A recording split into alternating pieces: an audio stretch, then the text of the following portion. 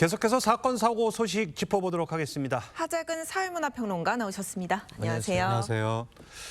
자, 이 부산에서 이틀 동안 300mm 넘는 폭우가 쏟아졌습니다. 근데 이 폭우 속에 대형 싱크홀, 그러니까 이 땅꺼짐 현상이 일어나서 트럭 2대가 빠질 정도의 큰 규모였다고요? 네, 그런 사건이 벌어졌는데 어제 오전 8시 45분경에 부산 사상구의 한 도로에서 가로 10m, 세로 5m, 깊이 8m에 달하는 대형 땅꺼짐 현상이 발생한 겁니다. 그래서 지나가던 소방 탑차하고 5톤 화물 트럭이 동시에 빠졌습니다. 근데 다행히 일찌감치 그 탑승자들이 대피해서 인명 피해는 없었는데, 네. 근데 반대편 차로에서 또다시 또 다른 땅꺼짐 현상이 연이어 발생했습니다. 네, 인명 피해가 없다는 점이 정말 다행인 것 같은데요. 이 사고가 발생한 도로에 지하철 공사가 진행 중이어서 주민들 상당히 불안할 것 같은데요. 네, 근처에서 말씀하신 것처럼 지하철 공사가 진행 중에 있다고 하는데, 근데 문제가 부산 사상구에서 지난달 21일에도 지름 5m에 달하는 땅꺼짐 현상이 발생했었고, 올해 들어서 땅꺼짐 현상이 7번 발생했다고 합니다. 그렇다 보니까 주민들이 지금 불안감이 가중되고 있습니다.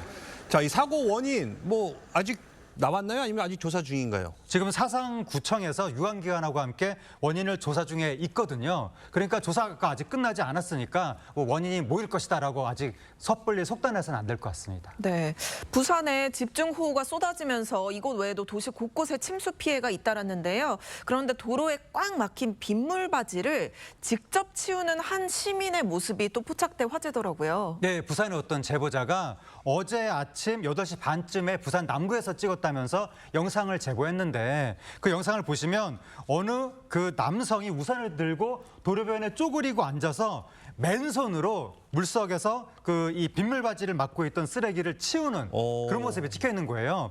근데 빗물바지가 쓰레기 등으로 막히면 굉장히 위험하거든요. 네. 엄청난 침수 사건이 발생할 수 있거든요. 이런 분들의 시민의식 덕분에 우리 생활 속의 안전이 지켜지는 것 같습니다. 자, 그런가 하면 이 경남 김해에서는요, 이 한 남성이 이 도로가 침수돼 차량 위에 고립돼 있는 모습이 눈길을 끌었는데, 아마 기억나실 거예요. 예전에 그 강남역에서도 비슷한 일이 있지 않습니까? 그래서 제2의 서초동 현자다, 이런 얘기가 있다고요. 네, 그런 얘기가 나오고 있는데, 어제 이제 온라인 커뮤니티에 김해 실시간 아재 이런 제목으로 글이 올라온 거예요. 거기 보시면 검정 반소매 차림의 어떤 남성이 저렇게 침수가 되니까 자동차 위에 올라가서 망연자실 저렇게 앉아 있는 모습인데, 저게 2022년 당시에 서울 강남이 침수됐을 때 어떤 남성이 자동차 위에 올라가서 모든 걸 찬양한 듯이 앉아 있는 모습이 있었거든요. 그때 서초동 현자라고 사람들이 그랬었는데. 아, 저 모습인가요? 그렇습니다. 그래서 요번에 김해에서 발견된 저 남성이 저때의 모습에 이어서 제2의 서초동 현자 아니냐,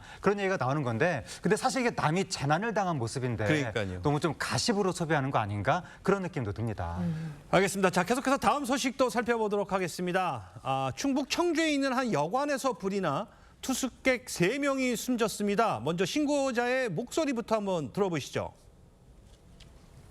연기가 막 이렇게 솟으니까 할아버지하고 둘이 여기 나왔어. 나왔는데 여기서 막 빨간 불이 막 입구에 불길이 입구에가 솟고 그 안에서도 불이 올라가잖아. 1층 계단이 하나가 쓰러졌었다고 그러는데 탈출을 하러 나오다가 여기서 막힌 것 같아.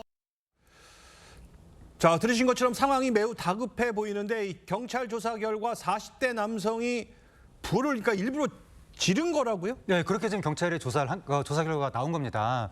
이 어제 새벽 1시 40분경에 충북 청주 한 여관에서 불이 났는데, 그 건물이 4층 건물인데 여관, 사무실, 교회 이런 것들이 있는 건물인 거예요.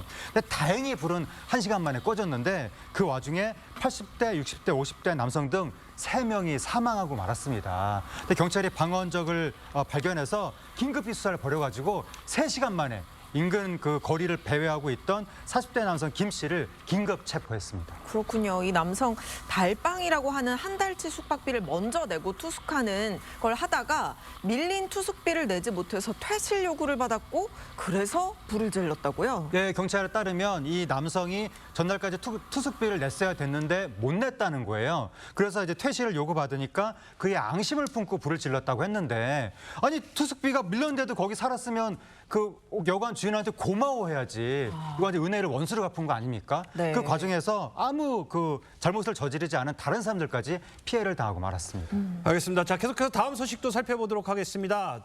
자, 좀 날씨가 이제 선선해지면서 많은 분들이 이 한강에 산책도 나가고 또 거기 나가서 라면 많이 드시는데 이게 뭐 라면 보면 이 알루미늄 포일에 끓여서 먹는 라면이랑 또 이 냉동 삼겹살 때 보면은 이 알루미늄 이렇게 깔고 구워 드시는 분들이 많은데 어때요? 저도 사실 그 먹으면서도 궁금했거든요. 이 몸에는 괜찮은 건지? 그거 몸에 안 좋다는 얘기가 예, 많았고 예. 저 그래서 안 먹고 있었는데 요번에 관련해서 식약처에서 영상을 올린 거예요. 그런데 알루미늄 포일에 그렇게 음식을 가열해서 조리해서 먹어도 인체에 큰 영향이 없다. 그렇게 지금 내용에 나왔고 근데 물론 알루미늄의 일부 성분이 우러나오긴 하는데 그게 소변을 통해서 몸 밖으로 배출되는 정도의 수준이라고 합니다. 그렇군요. 오히려 열을 빠르고 고르게 전달하는 이 알루미늄 포일 성질 덕분에 삼겹살을 태우지 않고 구울 수 있다. 이런 분석도 있는데 주의해야 할 점도 있나요? 매우 주의해야 될 점이 있는데 오, 예. 삼겹살 구울 때 신김치 같이 올려서 굽는 경우가 많잖아요. 네. 안 된다고 합니다. 오. 알루미늄 오일이 산성에 취약하다는 거예요. 예. 그래서 신김치를 올리는 건 피해야 되고 특히 신장이 약한 분일수록 그런 건 하면 안 되고 알루미늄 포일에 식초, 콜라 이런 게 닿는 것도 피하도록 하셔야 됩니다. 알겠습니다. 오늘 말씀 감사합니다. 하재근 평론가님과는 여기서 인사 나누겠습니다. 감사합니다. 감사합니다.